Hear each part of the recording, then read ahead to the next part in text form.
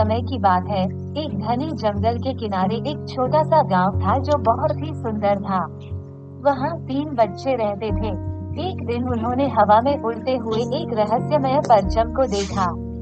उन्होंने प्रेरित होकर उसे खोलकर देखा तो पाया हुआ एक निमंत्रण पत्र है जो जादुई जंगल को एक्सप्लोर करने के लिए है, जहाँ कहा जाता है कि जादुई प्राणी और छिपी हुई खजाने हैं। अगले दिन वो अपनी यात्रा शुरू करते हैं और जंगल की ओर बढ़ते हैं।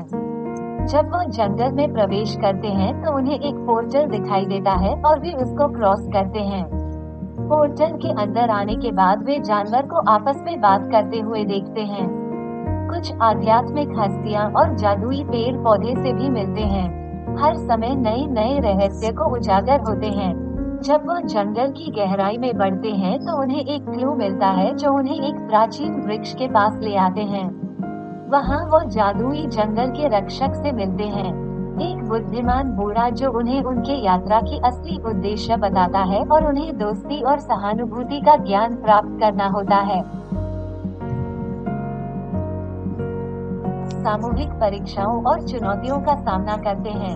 अपनी दोस्ती और टीम वर्क पर भरोसा करते हुए रास्ते में मेहरबानी, दयालु और समझदारी के महत्वपूर्ण सीख प्राप्त करते हैं। उनकी मेल दोस्ती उनके हर एक बीते हुए समय में मजबूत होती जाती है, जो दोस्ती और सहयोग की महत्व को स्पष्ट कर देता है।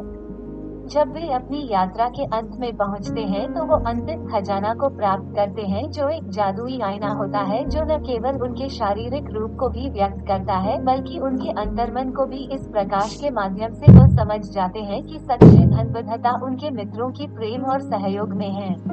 तीनों अपने गांव लौटते हैं और उनके दिल में नए ज्ञान और समझ से भरे हुए हैं। अपने शहर की कहानियों को दूसरे बच्चों के साथ बताते हैं और उन्हें दोस्ती के बंधन को महत्व देने के लिए प्रेरित करते हुए और अपने ज्ञान के सफर पर जाने को प्रेरित करते हैं। जैसे कि सूरज जादुई जंगल पर अस्त होते हैं, तीनों जानते हैं कि उनकी यात्रा अभी खत्म नहीं हुई है, लेकिन अपने दोस्तों के साथ में आगे के हर चुनौतियों का सामना करने के लिए तैयार है।